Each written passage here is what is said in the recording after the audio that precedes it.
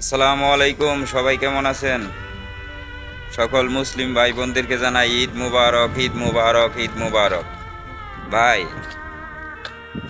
ঈদ মুবারক কইলাম ঠিক আছে, কিন্তু মনের ভিতরে শান্তি নাই ভাই।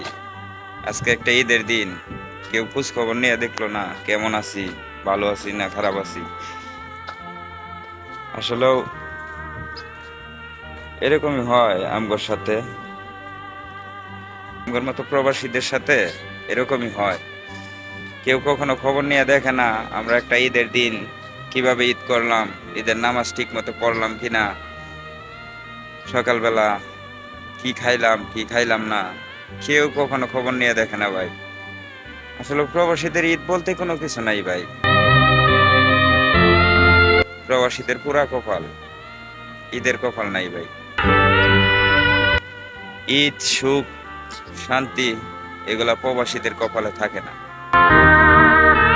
সবাই ভালো থাকবেন, সুস্থ থাকবেন। ভিডিওটা কে কোনখান থেকে দেখতেছেন অবশ্যই লাইক কমেন্ট করে শেয়ার করে পাশে থাকবেন। আসসালামু আলাইকুম।